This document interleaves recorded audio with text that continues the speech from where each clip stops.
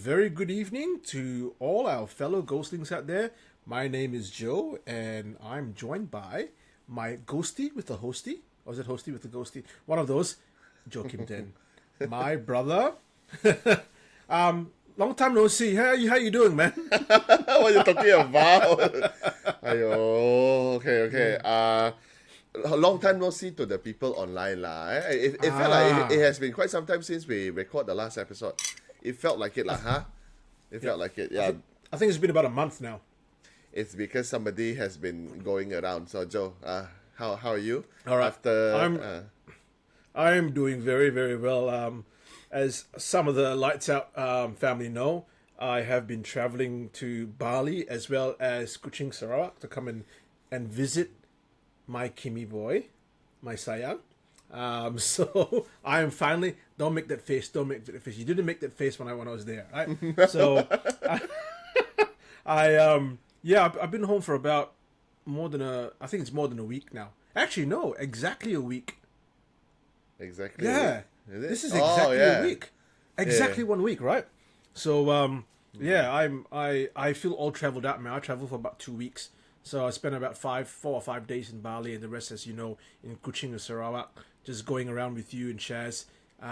Of course, doing ghosty stuff, but also doing a lot of eating. Eating. You know, I was telling my family that I didn't eat a single different thing all the while since I've been there. Every day has been something different. Is it? Oh, I didn't realize that. Every day's been something different. I haven't eaten the same thing twice. Oh, okay. The good thing lah, huh? Because I also received a text from Joe's father saying that thank you very much for feeding my boy. He came back fat like Santa now. This is what he said? Yeah. Oh my God. Look, I didn't put it. Actually, you know what? I'm not even going to defend myself because no one's going to believe me. No one's going to believe me. Like, it's really bad now because I think my entire family is messaging you and Shaz. Yeah. Yeah, I freaking hate it because, like, I have no control. I'm not involved in those conversations, by the way. Why would you hate it? We love it. Man, I enjoyed my time in Kuching, and I don't know. Do you want to let the guys know what we did as well? Because we got involved in a small event in Kuching. Yeah. Okay. A small shout out to Haunterland, which is organized by Paradise Borneo, where they've been great enough to actually invite Joe and myself to come and conduct 2 sessions, which is on Saturday, Sunday. In the middle of the night, right? This is like, what, 10 something? Yeah, right? 10 something? Yeah. 10 something. 9:30, 10 o'clock. Yeah, where we told our experiences, horror experiences. And also the other night we did the session of 100 Candles again. And special shout out to Ryan, who might be listening. Hey, because because he had a great scare during one of our sessions. But we appreciate, we wanted to say, we really appreciate all the support that all Lights Out Ghost Story family been giving us. So thank you very much. Yeah, we really enjoyed it. And there will be 1 or 2 stories that we will be stealing from the 100 Candles and re-inviting those guests back to perhaps retell their stories. And I know one of them really left an impression in me. One of them was like, whoa. Yeah. It was, and you know exactly which one I'm talking about, don't you, Kim? Yeah. Actually, we kind of like talk a little bit further after that because his experience, it's actually a little bit more serious. So, but yeah, we will tell you more information when we got them. Yeah, definitely. You know what? I was going to go and say thank you to all the guys who have bought us coffee. We really appreciate that. I haven't got it up. I'm having some troubles actually logging into the account today, so I'm not able to give you a direct shout out. But you guys know who you are. You guys are the lemak in our nasi lemak, right? You are the curry in our laksa. You are the kolomi sauce in our kolomi. So thank you so much for supporting us that way. And you know what? One of our fans on YouTube mentioned that they would, they love watching us. They love what we do, and they was like, oh, you know what? I'm sorry, I can't support you financially right now, dude. Don't worry about it. The fact that you're coming and you're showing us love, the fact that you're listening to us, and I honestly say this from the bottom of my heart, that is enough support you do not have to support us monetary wise. We're not in it for the money. We're in it for the scares. We're in it for the ghosts, and we're in it for the audience interaction. So once again, thank you so much. Yeah, so talking about that, so being said that if you cannot buy us coffee, we would really appreciate it if you could share this out with your family members, your friends, whoever that you think might be interested to listening to the both of us talking about our experiences, talking about stories that we have collected. That would really be a great support. But we also have something special for our coffee buyer. What do you call that? Coffee buyer. People who buy us coffee. Our supporters. On Buy Me a Coffee. From day one. So we will post it up something on our Facebook and also our coffee page where we have something a small gift that we have prepared for you guys. So we might reach out to you guys soon to get your information. So thank you very much once again. Yeah. And it's a small token of appreciation from Kim and myself, and it was something that we also used during the event that we ran in Kuching. Now, I also want to say that if you would like to still support us by buying us a coffee, you can go to www.buymeacoffee.com, Lights Out Ghost, and look, all the links should be at the bottom of the YouTube kind of video that you're watching right now, as well. And if you do send us some money, we will also post out this small, tiny little gift to you as well in thanks. So yeah. Look, tonight's going to be a little bit, again, different. So what we thought was that we would give you a little bit of a snapshot on what our adventures were traveling together, as well as my time in Bali, followed by our usual TikTok videos where I remain the brave one and Kim always gets scared. So that's going to be a part of that. Yeah. And for those of you who are wondering, like, look at Joe. Joe looks like he's been in a battle with like 10 men, given that he's got this huge scar on his head right now. Guys, mosquito bite, just say mosquito bite. The other guy, bro. Mosquito bite, just say mosquito bite, All right, because Kim has just let it go right now, I got bitten by a mosquito or insects in Borneo. I'm pretty sure they were very venomous. And they bit me, and my head's like it swelled up, and like there was scabbing and everything. Right now, I'm a lot better. I survived, where I think a lot of people wouldn't have. So I'm okay right now. For those of you who are wondering, yeah, probably that is a mosquito from my backyard, lah. That's all. A mosquito would not do this to a person, Kim. Yeah. Something dangerous. They would do it to an Australian now. They want to see like, I heard Australian are quite tough. Let's try to bite one and see what happens. That's correct. Look, as you know, Kim, I went to Bali. Prior to coming to Kuching. And I wanted to go to Bali for a bit of rest and recuperation as well before I came and see you, because I knew you would be hard work. So I needed to prepare myself to see you. Right? And while I was there in Bali, I managed to meet up with our mutual friend Tony. And a shout out to Tony again for all his help, all his kind of insights into Balinese culture. Yeah. Now, when I was there, Tony actually mentioned about a recent burial near the village near where we went last time. Kim, can you remember? We went to that like really weird pura in the jungle when we were last time in Bali. Yeah. So there was a graveyard very near to that little village that we were in, and in this village a man had recently been kind of buried there. Now, one thing that Tony told me was that village was very the cemetery at the village is actually very angka. So in Indonesian, that means there's a lot of spirits there. So he asked me if I wanted to take a walkthrough with him and some of the students. Now, it's really weird, man. It was as if everything was stopping us from getting to that place. What would usually take us about an hour, or not even an hour, 45 minutes, right? It took us 3 hours to get there. There was this huge jam that came up. We couldn't find, things just were kind of put in our way, right? Okay. We managed to come to this Balinese graveyard. Now, what time is that? This is very late, bro. This is I think close to. By the time we reached there, it would have been around 10 o'clock. Okay. 10:30, maybe 10:30, right? And again, met by big guys in the middle of the village, and they took me for a walk through this kuboran, this graveyard. Now, I was expecting huge stonework, like huge tombs and everything, but all it was a field, right?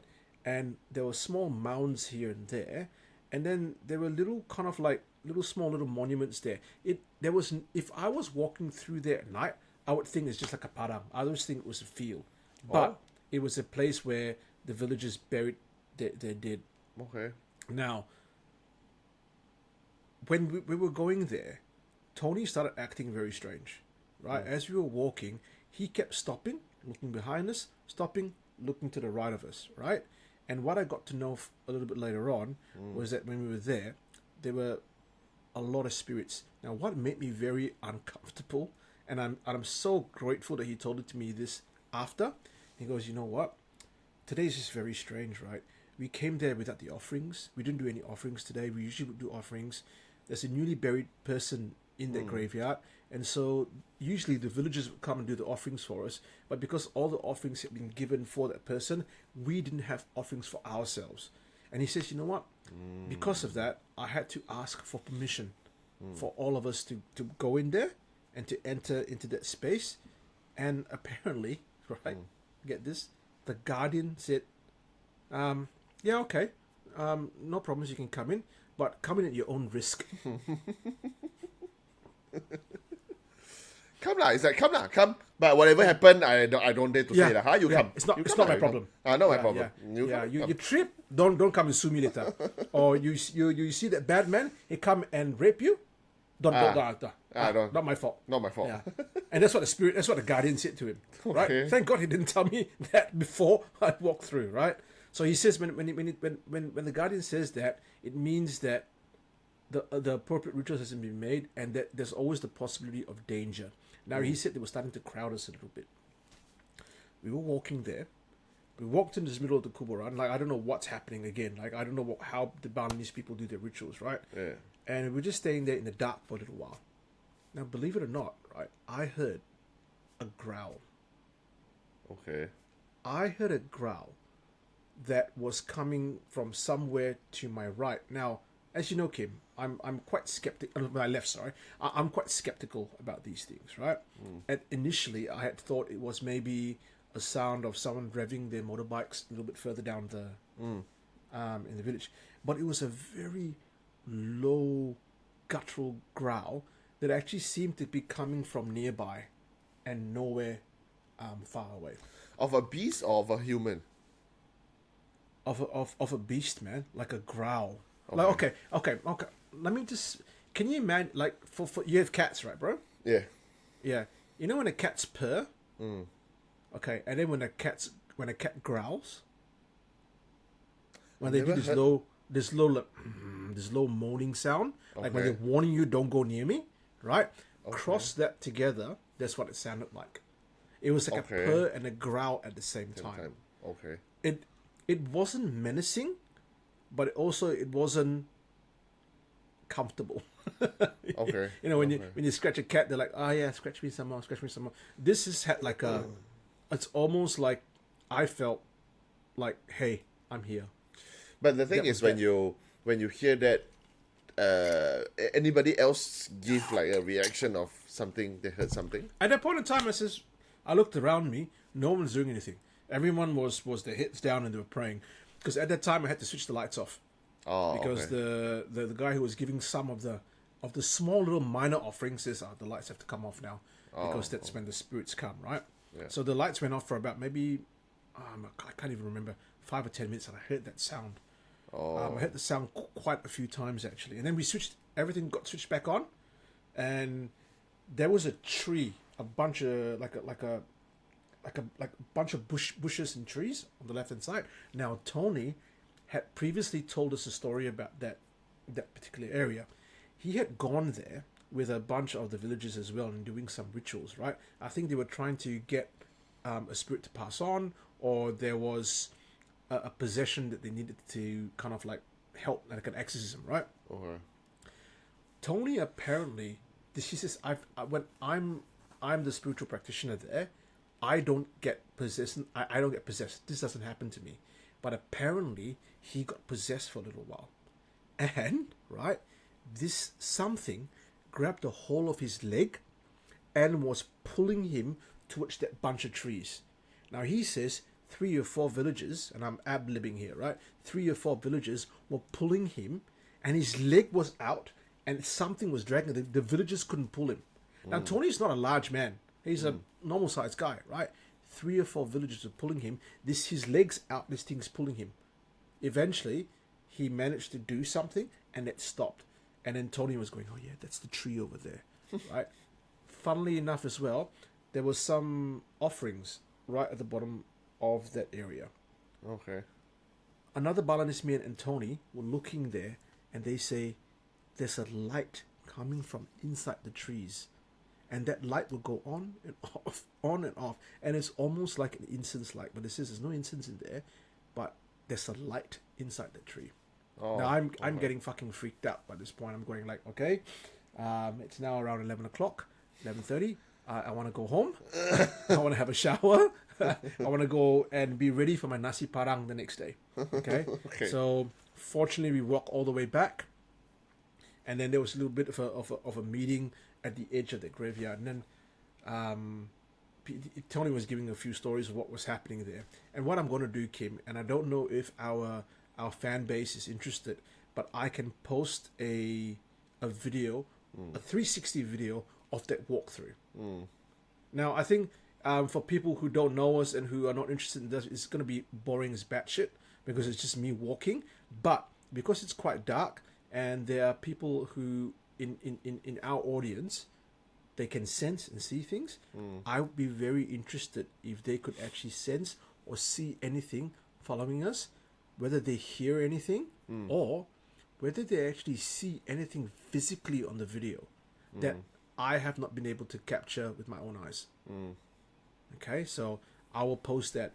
On the way back, I was talking to Tony about what the walk was about, and I told him, Tony, I heard this sound, and he, before I even told the story, he turned and he pointed at his student. He goes, he heard something as well.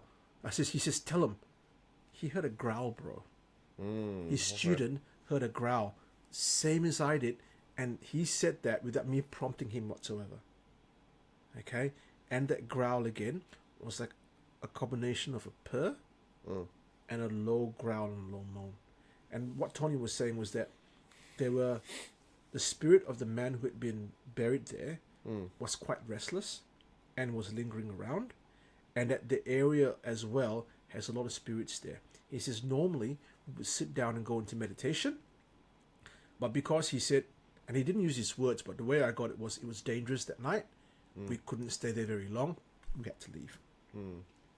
And I just find that just really weird. The walk was just strange. It was hot, as you know, it was humid, and I've never heard a growl like that ever in my life. Like it's a really strange sound. Very, very, very strange sound. Okay, and then again, like you say, you're gonna post up the video. So hopefully the audience watch the video, then probably you're gonna see something or even hear something that it's that we cannot, that the both of us could not, huh? So probably you will see something. Yeah, and and you know me, right? I like asking people about ghost stories. Sometimes I'm like a pest. Go, do you have a ghost story? Do you have a ghost story? Do you have a ghost story? So I asked my taxi driver about a ghost story before.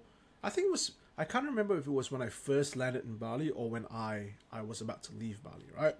Anyway, he told us a story that, you remember how we spoke about liak in Balinese culture, and these are the ghosts that tend to appear as balls of light.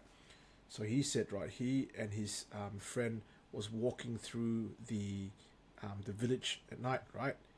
And he said that he heard his name being called, and when he turned around, right, and he saw this what I remember, like a figure holding a lantern, a light. Is it a torch? Like a torch or lantern, he was saying, right? Okay. And he but his friend like was stunned, and he was looking at it, he felt something was not right, and then it just became a light, and it moved away from him. He chased it. Yeah. Okay, he chased it all the way, and that light came to the beginning of a temple, like the entrance of a temple.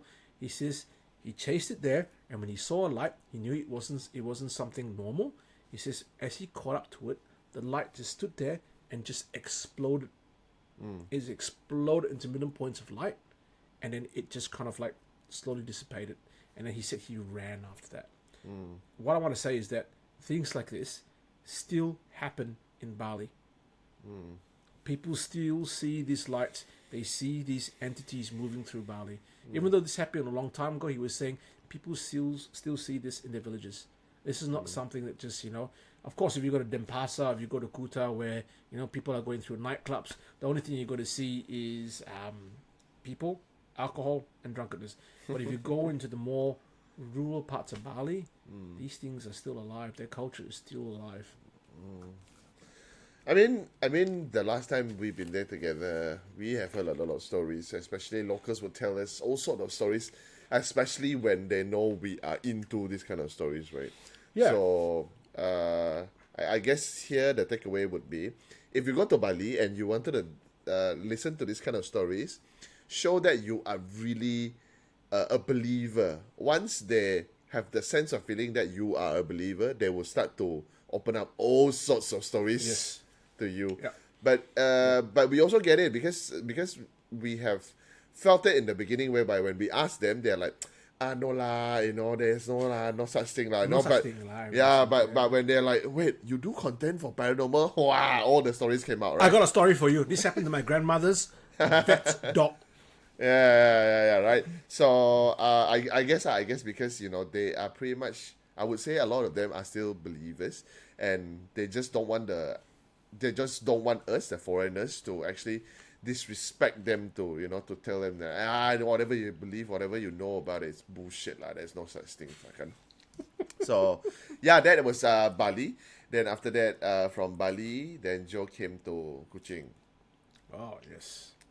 I went to Kuching, and again, last time I was in Kuching, I was sick as a dog. I did not leave my hotel room much, and I was, to be honest, bro, I was quite nervous. I was nervous going to Kuching. I was going, it's the same shit happening again, because people are saying, oh Joe, do you know why you fell sick when you went to Kuching? Someone put a curse in your family.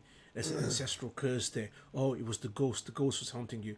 I'm like, I don't really believe it, but fuck, what happens if it's true? What happens the moment I step out? Same thing happens. Luckily not. Yeah, luckily not. Luckily not. But although people have been saying that, maybe the ghosts and whatever, but you might have guessed it right. We have gone to places whereby there are stories of this happening. We couldn't help ourselves. Yeah, couldn't help. Yeah, You Kim couldn't help wanted to yourself, go. Kim wanted to go. Yeah. I said, you know what, Kim? Yeah, because you want to go, wanted to go. I'll follow you. I'll come with you. Yeah. So we actually, what do you call it? We actually revisit the same, one of the parts of the walk that we have conducted the last tour in Kuching lah. So some of you guys who might be listening in, you guys might remember the tour or remember the walk. So we actually did a same walk back to two parks. There's actually two parks, right? So one park is called the Warrior Memorial, and the other park is the Reservoir Park. So Joe, you tell the first part of the story first. What do you experience as a first timer there? We went there 9 something 10. Yeah, we went there quite late. Yeah, quite late. After dinner, did we go out? I think we went out after dinner, right? So again, Kuching was hot. So it was a hot and humid night. It wasn't a stormy and rainy night. It was a hot and humid night, right? Now, Kim parked the car right in the park itself, and he got out, and in front of me is a bloody grave. Like this is a park, but there's just graves all over the park, right? We And I was really interested because I never got the chance to experience that walk that you guys had organized. And it says, Kim, you got to take me through this place, right? You got to take me. And so we managed to kind of walk through the first part of the park, which kind of felt normal, except for the graves that were just scattered everywhere. It's a normal park, a normal graveyard park, Have it up. Yeah, just walk through. and then we went to this kind of area where I think it was Gina, one of Kim and Shaz's friend, had actually seen the Hantu Langsiur or the Pontianak actually like following us. And me being not to say a non-believer, but not as superstitious as people, I just started saying the name out loud. So Kim, is this place where the Hantu Langsiur is? I think Kim was about to punch me in the face when I said that name outright, right? And yeah, the trees, bro, the trees were huge. We're not talking about small trees. We're talking about trees like many stories tall. Yeah. Right? And I remember we would just kind of cut through to the other park, and then there was a school to the left of us. We went uphill, right? There was a school to the left of us, right? And then we further down, and then I heard the dong dong chak dong dong dong dong. Security guards were playing music all the way at the end, and I says, "This is a fucking buzzkill, man. I want to go there. I want to be a little bit scared, and these guys are playing bloody raya music from that kind of area." But I says, "Well, if they're going to spoil our trip, our walk, and Kim really wanted to walk through this park, what I'm going to do is I'm going to go and ask them for ghost stories." So Kim and I approached the guys in the park, and man, they told us a couple of really weird stories, Kim. Can you remember them? Yeah, one of it, I guess the long one would be, they were saying that actually, they opened it quite casually. They said, hey, do you actually know there was a death that happened very recently? We were like, oh, wait, as a local, I don't know about it. I don't hear about it, right? So I was like, oh yeah, what happened? So there's death, what happened? So they start to open up the story. So they say what happened was, slightly further, it's not very far, but it's slightly further from where we were that night. There is actually a small piece of, I don't Bushland, think I can forest? even call it forest. I don't think you can call it jungle, right? Because it's a very small piece of land with bamboos and vegetation, right? Yeah. So the person say, so what happened is the guy went in to look for bamboo shoot.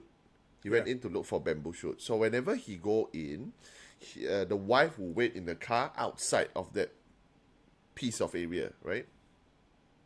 So they say what happened is there is just one night when he went in, he never made it out. Then the police called authority. Then the authority found him dead the next morning. Okay. Longer version of the story is the security guard actually say he has been warned prior to that to his death. What happened was, in the first time around when he visited the place to look for bamboo shoot, he say he have heard people call out his name in the middle of the place, right? In the night, yeah. In the night. So usually he only go during the night. Okay. But this man is not a young man. I think this man is like late 60s or 70s. Yeah, I was going to say late 60s, like early 70s, Yeah. 72. I don't know, for some reason I got 72 in my mind. Yeah, late 60s or early 70s. So he went in. First time, he had his name. But he like, okay lah, nothing, right? So he went out. Second time, he went in. He was pushed. He tripped and he fainted, right? But he woke up after that. Everything was back to normal. He still do whatever he wanted to do, and then went back to the wife, right? So, but then the third time, I would consider that these two happenings before this is actually something had been telling him that, no, you shouldn't do whatever you're doing now. You should stop doing this. And I suspect, I do not know, I suspect probably he has actually took something from that area that he's not supposed to, apart from the bamboo shoot, right? Or whatever he took after that. So the last time, the night before, he his passing, he went into there again. It's just that he never came out. After quite a certain number of hours, I believe, then the wife alerted the authority. Police came, firefighter came. We also have the civil defense came. So they have a search party, right? They have a search party. And everybody was looking for that small piece of area. And that small piece of area is like, we are talking about, if 20, 30 people swarm the area, you have most likely cover all the Everything. places. Exactly. Right? You wouldn't miss him, per se, right? But they couldn't find him. Until the next morning, which the moment sunlight hit the place, they found him actually very near to the main road. They said they have searched the area a couple of times. They did not see Couldn't see his him. body. Yeah. They couldn't see his body there. But the moment when it comes morning, they found his body there, right? So, according to the security guard, what was additional was, at the night of his missing, the security guard that was on duty that night, which is not far away from the area, all of them say they could smell something very, very flowery, sweet, Yeah. right? And they said it was throughout the whole park. And we were like, oh, okay, somebody's dead here. I do not know whether we should continue walking around or not, huh? Yeah. But then after that, they start to open up more stories whereby they would say like, oh, when we work here during the night, we would hear like people marching outside our hut, and then one of the guard actually say, oh, actually my first time working here, I don't believe it so I sleep here I sleep here. And you know what happened that night? I was by myself, and then you can hear, because there were two of them, right? Yeah, so two the of other them, one would say, yeah lah, I already tell him already. I said no, he don't believe, he just sleep here lah. Okay, so the other person who slept there actually say at night he could actually hear something as if landed on top of the hut from the trees, because there are trees on top of them, right? Yeah. So he could hear as if something landed on the hut. Like a bang on top. Yeah, this was past midnight lah, and then knocking on the hut's window, people walking around the hut, and then he said. So the other security guard say, yeah, I already told him I already told him say that no need to sleep here, just do the duty before 12, and after 12 everybody would leave the place, would chow. Then the other person kind of actually say, oh, I don't believe it, and then so I did.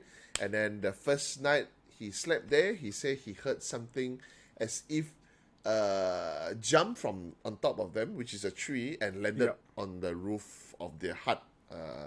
They call it a hut. Like a hut, like a pondok, like a hut, yeah. A pondok a hut. And they say the person say they heard like knocking window, and people walking around that hut. And then he said, oh, that is my first and only time. Then after that, after 12, everybody chow. And just leave, yeah. So we were like, oh, okay. So then after 12, there's no security guard around the area lah. Then they say they've heard like marching, and they heard people walking around that area during night time, right? So Joe being Joe, go and ask, oh yeah, by the way, I've heard about this. I'm not even going to say it lah. I'm going to say, oh, I heard about this Miss Lang around this area. Around this area. So he said the name exactly that during our session with the security guard. So the security guard also, yeah, itu rumah dia. Which means like, that's that house. That is his house over there. Yeah, that's his house, where he pointed at a bamboo. Like a grove of bamboo shoots, right? Growth of bamboo. But it's not the bamboo that you see in the forest or in the jungle. This kind of bamboo is actually, you see it in a park, whereby it's like, crumpled together. I don't even know the word for it. So it's like a clump of bamboo. Like a clump of it. So a very small clump, probably in a diameter of 2 feet, 4 feet maximum. So then the security guard just pointed out, itu rumah dia. That is his house. That is a house. So I'm like, yeah, one person mentioned it and the other person pointed out, like, we have to still walk through the same route back, passing that bamboo back to our car. Okay. So, the other story that the security guard gave us was actually,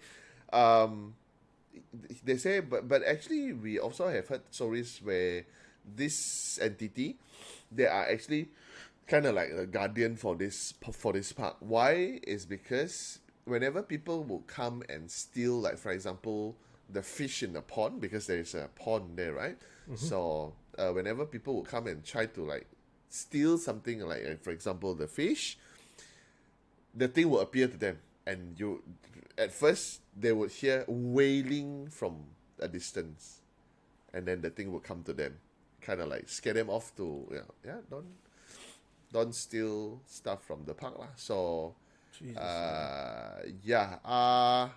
I take this as a good thing, right? So while walking back, I'm like, I'm not here to steal stuff. I'm just here to shoot content, and so please do not follow us or show yourself. And these guys are tourists. Don't worry about him. He's just a tourist. Yeah, this tourist. He don't know what you're talking about. I don't know what you're talking about. Yeah. Sorry. So additional. Again, this might be it, might not be it. I do not know. So as we were walking back, right? So because we parked at the other side of the park, right? So we have to walk back. So as we were walking back, we were discussing about the security story, and then we were talking about this place that we went, the school. Oh, also the security guard say in the school, the old school that we saw, they also have seen a couple times whereby an old man with tongkat, right? So appeared in that school, but he doesn't do anything else. He don't disturb people. He just appeared there, overlooking the place, right? So then we walk back. So we walk back, right? So we walk back. We were talking about the school. We were talking about the place. We were talking about the bamboo clump.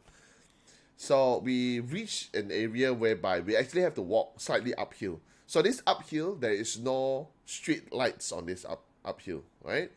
But on our right, there is actually school blocks, which is obviously empty because there is nobody staying at school at that kind of time.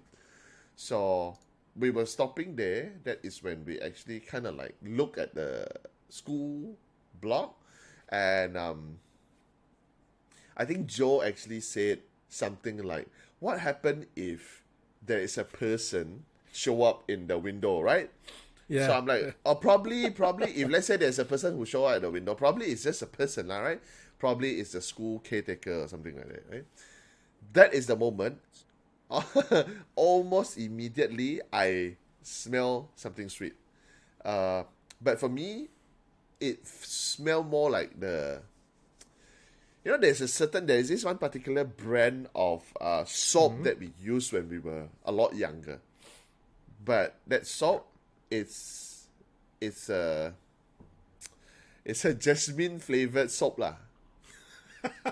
Oh, guess what? What's got flower? These things usually apparently manifest as. Guess what flower? What smell? Jasmine. Chrysanthemum. No, not a chrysanthemum. So does it smell like chrysanthemum tea? But for me, immediately when it hit my nose, it felt like that piece of soap lah, right? That piece. Was of it soap strong? No, it wasn't strong. It's just as if somebody showered in that school lah, and then the smell hit us like that lah. So I'm like, okay lah, let's walk because we still have to go back to the car, right? So we walk, and the smell, as if the smell follows, because I can still smell it, ma. I can still smell it all the way until where we stopped. For those listening, that you guys, we actually stopped at the place when we discussed about the story. We actually stopped at the same spot, and then again, Joe was asking, "Oh, is this the place where your friend saw the Miss Lang?" So we stopped at the same place, right? So I was like, yeah, then this is the place. He was saying, "Oh, look at those trees. Those trees are really tall and really big and whatnot." Almost immediately at that spot, and then the smell was gone. So of course I didn't mention anything about it until we get into the car, and then Joe said he did not smell anything. I didn't smell anything, but I don't like the way that you go oh, you know what? Yeah, Joe said, imagine it was something's in the window, and then immediately I smelled something. It's almost like he was saying, when I opened my big fat mouth, this happened. But if you open your mouth, it smells like jasmine. It's still not entirely bad, right? No. If I feel like if you're you say, blaming me for the manifestation of the hantu around you. ah, eh, yeah, I am. Yes. Like, hello. Yeah. What are you talking about? That's Yes, I am. exactly what It's I your meant. fucking fault, bro. It I didn't is your smell fucking. anything. I didn't smell Yeah. anything, and I like to think I have a very like a good sense of smell. Like I smell body odor. I smell when someone's walking next to me. I smell stuff. I can smell stuff. Even my wife and my daughter reckon there's something wrong with me because I can smell stuff they can't. I didn't smell anything that night. Nothing at all. Absolutely nothing. So I guess it's okay lah. That is all the experience lah kan. So Yeah. again, me being me, I need to find toilet immediately after that. So we need to go off. We need to go off. So then after that we do normal things that tourists would do lah, huh? Then after that come one night where we actually visited our old friend, Mr. Eric. So again, for those who have visited Kuching, you guys would know Mr. Eric. He's not do you consider him a spiritual practitioner? I think he like, there's no category for him. He's like a Yeah. tattooist, come living Buddha, come saint. Like this man, right? Yeah. Like you can't go out with this guy because everything that he does, you feel bad. Like For he's such a yourself. good your own self. He's such a good person. It's like like we were just sitting there having a bite to eat before we went to another location, and this old lady come there with like with things to sell, and he just takes the money out and he gives the lady, just take it, and then she gives him the keropok. She goes, no, it's only for you. It's only for you. And I'm sitting there going, like this kind of people are just standing next to them. You don't look good yourself, lah. You just don't look good. And when he's doing my tattoo, because I went there and I got new tattoos, right? It's like you're getting spiritual lessons. It's like, guys, you gotta karma. You can't outrun karma.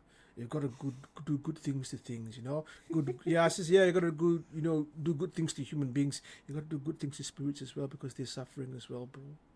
It's like you go with him, you cannot feel scared. You go there, oh my god, like did you hear that sound? Like I feel a presence. Yes, bro, they're suffering. Let's just say a prayer for them that everything goes well with them. And it's like, oh my god, I feel like such a bastard. Exactly lah. Like, I need to do more work on myself. I guess I'm gonna say Eric is actually I would consider a good friend lah. A good friend. Yeah. He is a tattoo artist by day. That is his day job lah. And by night, at any other time, he is just a very kind soul lah. He treats everything, human, non-human, with compassion lah. So again, if those who are lucky enough to meet him when you were in Kuching the last round, that is the very soft-spoken yet very shy guy that you remember. So we met Eric. And then we were talking to him. Joe had his tattoo done. And then somehow, somewhere along that conversation, Joe asked, can we go to this villa I did not? So Eric, being Eric, and say, yeah, can. Let's go. yeah. I said, no, we can go tonight. Okay. One more. So, okay. So now I'm going to tell the actual reason that I did not show up at the villa itself lah, so prior to that, it's actually my birthday is right after that, right? So that is on the eve of my birthday, right? So I have a feeling of don't do anything stupid before your that big day lah, So I'm not strong like Eric lah, I don't treat everything with compassion. So not that I don't believe in Eric when going to these places, I don't believe in myself going to these kind of places. I cannot go there and like, what if something jumped out on me? What am I going to do, right? So you have that kind of thoughts which is probably gonna reach to, not good thoughts or impure thoughts. I don't know lah. Huh? So one thing What might kind of lead to impure another. thoughts are you talking about, bro? I have no idea lah. Huh? But you know, so I don't want to risk it lah. So that night, Joe and Eric went to Villa I did. So I'm gonna let Joe tell what happened. Yeah. So again, it's Villa Edit is an abandoned villa, a huge villa. It's almost like one of those old mansions that you see on TV, right? Smack bang in Kuching. Now I wouldn't say it's in the middle of the city, but it's just maybe right at the outskirts of Kuching city, right? And even though it's about from because there's a road that goes that's kind of next to the villa, and from the road to the villa, 50 to 100 meters, but dense vegetation. So from the road you cannot see the villa. Day or night you can't see the villa. It looks like a piece of jungle. So you got to know how to enter. And this is another thing. I did a 360 video of it. So this is something that I'll put up after the show. Hopefully right after the show, if not a couple of days later. And you can do it's a bit of a 360 video of yours truly getting hit in the face by like leaves and insects and stuff like that, trying to go into this villa, right? So Eric had gotten a bunch of offerings. I was there to get a scare and see ghosts. Eric was going there to liberate the souls from suffering. Okay, we are two divergent kind of attitudes, right? And so we went there. And we went through the entirety of the villa. We went upstairs, we went downstairs. It was really cool. And it's abandoned, man. It is huge. I've never seen something like that in Kuching. It's huge, right? We go down to the bottom floor, and Eric was there to provide offerings and prayers. He brought up joss sticks and little incense bowls, and he put rice in them. And this is all in the video. You guys can see that, right? So and Eric's there praying, and I'm standing there with my ADHD in overdrive. I don't know what to do, and I'm walking around. Would you believe it, bro? I heard voices in the area. I heard voices. Now I know I told you and Shaz about this, right? It sounded like there were people in the villa with us. Now, can you remember the question you asked me about the voices? What do they sound like? And yeah, what did they sound like? You also said like, hey, have you considered that they are drug users there? Or people who are going, because drug users do frequent that place. And I said, Eric and I went upstairs and downstairs. There was no movement. There was a lot of sounds, but no movement, no sounds of movement per se, right? And finally, the sound came, I remember, to the left of us, and then it kind of moved all around, and you could hear it. You could hear two people talking. I thought I heard a male and female. Eric later on goes, there were two people talking. And two females talking. Okay, so the help that I'll probably need is and you know what, bro? I listened to the footage a little bit. I reckon the audio may have caught them. Oh, you can very faintly hear voices in the background. Now I'm gonna see if I can find the exact part, or maybe I won't even. I'm gonna leave it to the the audience of Lights Out to listen to that video, look around, and see if they can hear the sounds that I heard. And also, for those who have the sight, or even those who don't have the sight, when I'm walking, I'll need you guys to look around me, look to my left, look to my right, look behind me, even look on top, to see if you have noticed anything. Because according to Eric, it was a very active night. Very, very active night. And being a 360 video, I think this is the first 360 video of a walkthrough of Villa Adid. AIDID. Check it out on the internet. We will be putting those videos up very shortly. So then luckily both of them came out alive. Eric most probably 100% would make it out alive. I'm just worried about Joe because I don't know what to tell his family members if let's say he somehow ended up becoming part of the Villa. my thoughts are pure. My heart is pure, bro. So there was, and you know what? And Eric's the kind of guy where if a Pontianak appeared in front of him, He would give counseling to the Pontianak. He's not fucking scared of it at all, right? Check Eric out. 71st 71st Skin slavery. Skin slavery. 71st skin slavery in Kuching, Sarawak. If you're there, make sure you hit him up for all your tattoo needs. He is a gem of a man. You will not find a better person besides Kim in Sarawak. Yeah. So now, Joe and myself, we got a piece of his artwork on us, lah, huh? Yeah. It's done. Yeah. Okay. So, once again, thank you to all the people that make our trips around, even at home in Kuching. Eric, Tony, been great, lah. I think we get good contents, and but it's just that Joe have to have a little bit of time to actually produce and edit the video a bit before releasing it on our channel lah. So, anything else you want to top up, bro? I think it would be macam suka-suka lepak like this already 50 plus minutes, no? Yeah. It's always like, it is 50 minutes. Oh, there's one thing I want to know. When I was there, and a shout out to Kim's other video, Feel Good.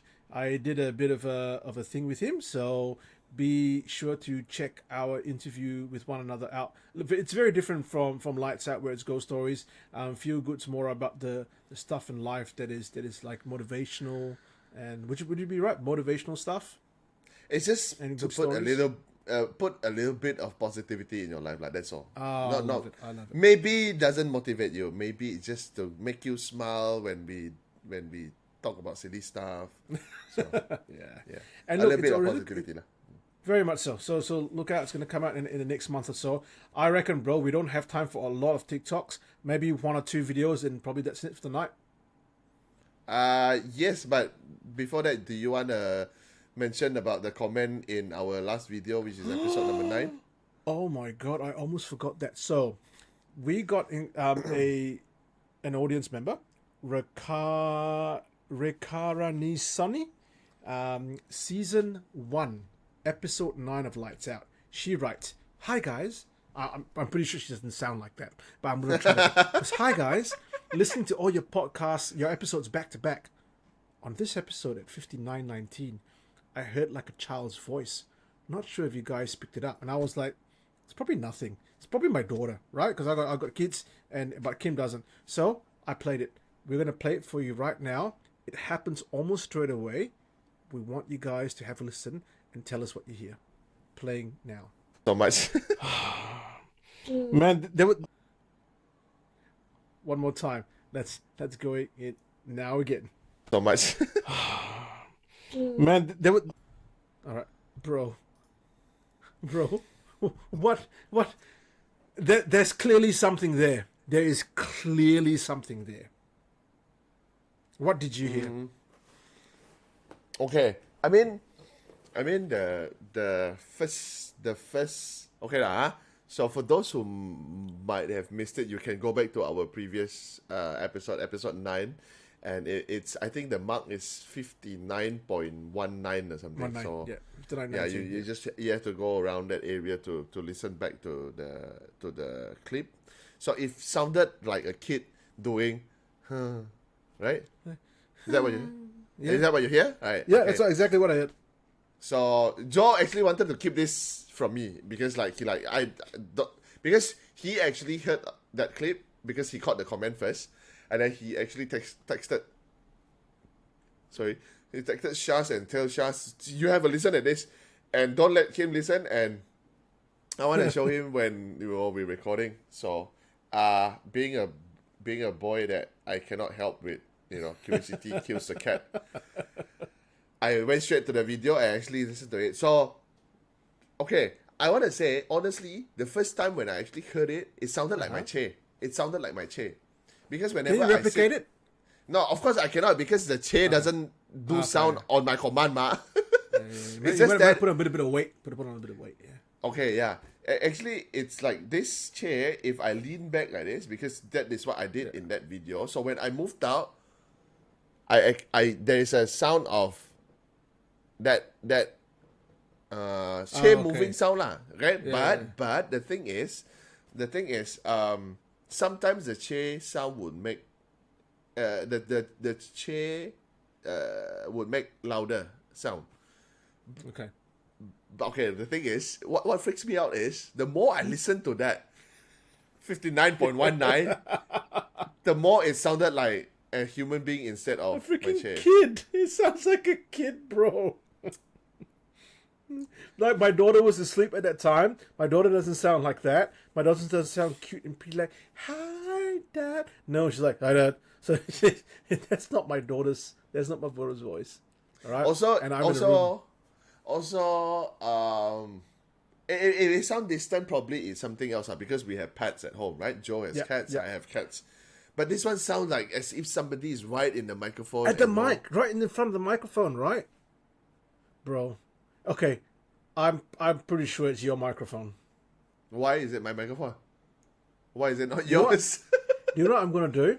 I'm going Yeah. to go back to the original files. I'm going to isolate our sounds, and I'm going to find out where the fucking thing's coming from. If it's coming from my end, Yeah. Burn your house down. that's it. That's no more lights out from this point on.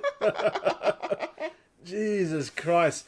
But thank you so much, Rakarani Sonny, for thank you. and Interloper as well. He says, I went back and listened after I read your comments and I heard it too. It sounded like one syllable from a babbling baby or toddler. Joe and Kim, do you have any young children in your homes? Yes, we do, as we said before, but I do. Kim doesn't. Not me. But that doesn't sound like my daughter at all. But that's really freaky. If you guys hear anything similar like that, please let us know. We're also curious to know what you guys heard. Whether we're hearing something that you're not. Who knows? Yeah. Okay. Again, it's getting quite late, man. I reckon let's just play this TikTok videos. Hopefully it's nothing scary. Hopefully it's something nice, beautiful, and light-hearted, right? Fucking not gonna be. We all know it's not gonna be, huh? Yeah, it's never gonna be. All right, playing the one now. I'm babysitting and I just found the creepiest thing. Look at this. What is that? Oh my god. No, but what is it? It's so creepy. It's freaking me out. Is this real hair? Oh my god. And look. Ugh. Guys, I just came in to make dinner and look what I found. Another one. Oh my gosh. It's a boy this time. Oh my god. Why would you look at that? Why would anyone have this in their house? Honestly, it's the creepiest thing I've ever seen. Oh my god, it has another bell. Don't ring. Oh my god. Guys, guess who I am? Wow, really?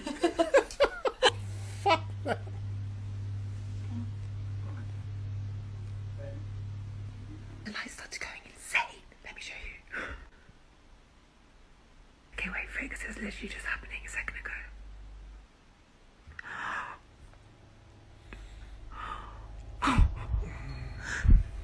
Max? Better not be out of bed.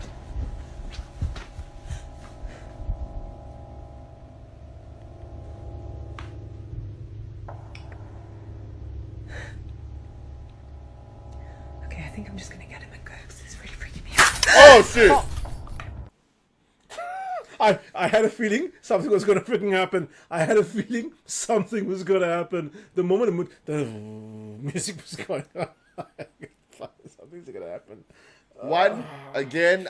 I said it one too many times. I don't like doors, and even a normal door is really creeping me out. Why would you have a door that go on the wall? See, bye.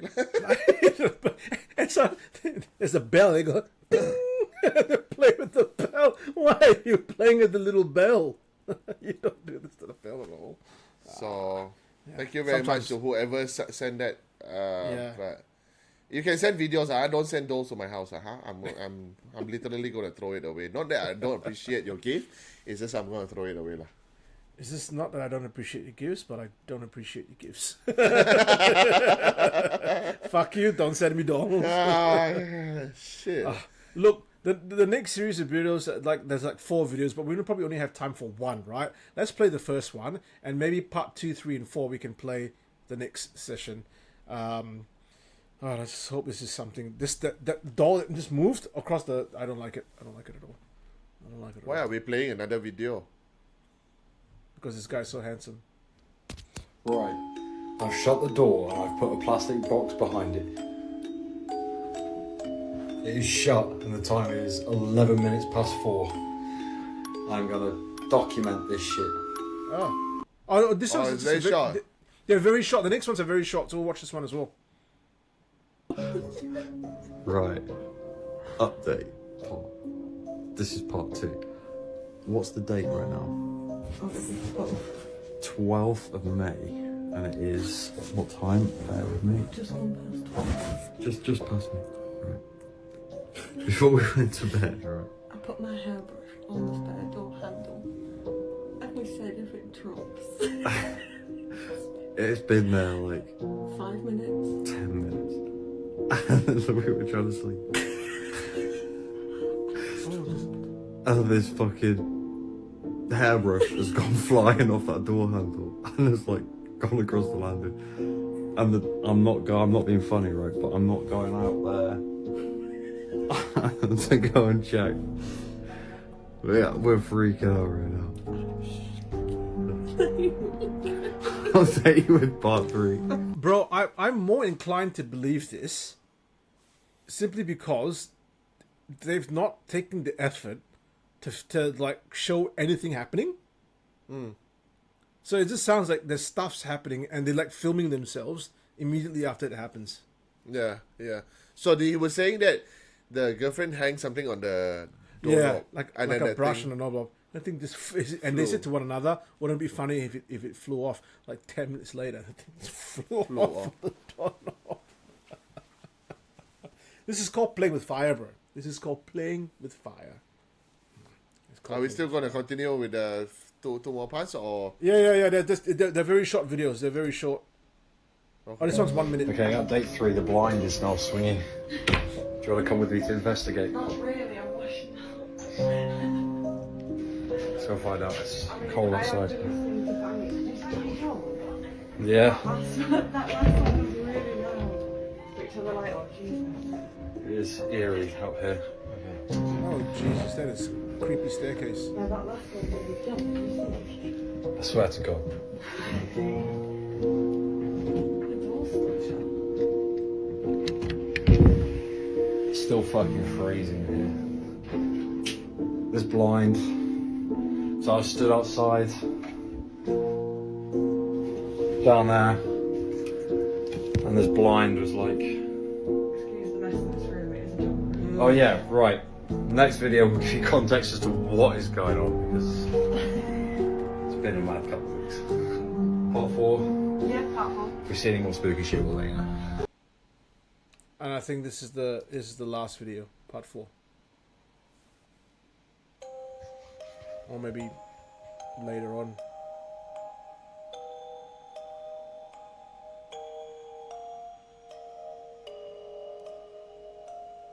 I don't know if the camera can pick that up, but it's Saturday morning, sat here chilling, just gone to work. Just watching, I don't even fucking know, on TV before she left. It's still sat here chilling. Don't tell the bride. Shout out. Anyway, sat here chilling on the sofa. I heard like a bang upstairs. What sounded more like a upstairs, and now I could hear rustling upstairs. So we're gonna go and check it out, see if anything's happened. We will provide a video giving context. We basically moved into this house like 2 weeks ago. Finally got the keys and everything, moved in. And ever since, it's just been...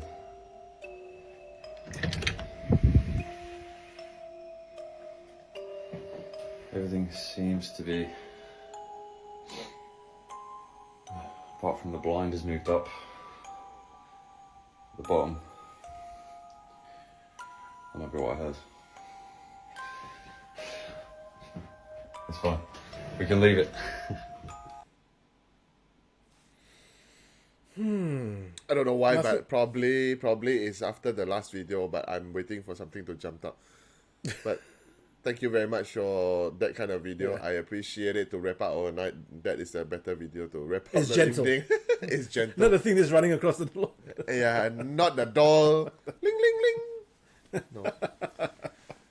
Ah, no. Guys, thank you so much for being patient with us and waiting for us to actually release this kind of episode of Lights Out. We know we've taken about a month to do so, but hey, this is traveling for you. We've been moving around a lot. Some of those videos that I talked about, we will be putting them up. So please, please, please go and have a look at those 360 videos and see if you can see something we can't, or even hear something we can't. But I reckon it's time to sign out, Kim. Thank you very much. No way. Thank you very much, ladies and gentlemen. Again, after we record the episode, it's late lah, huh? It's late lah, huh? So the brain is working a bit slow. But before I go, what does gay horse eat? Hey!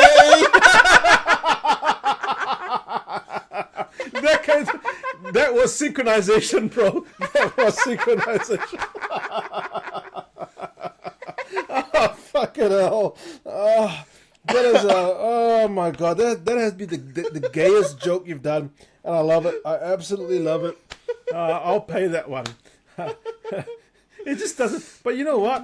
When in doubt, just fucking burn it out, bro.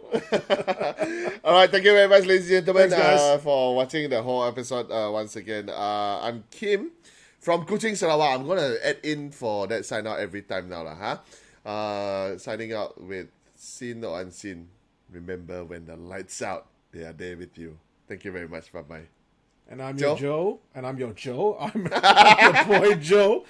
When in doubt, just burn it. You know what? Burn everything. Burn everything out. See you guys. Have a very good night. Lights out.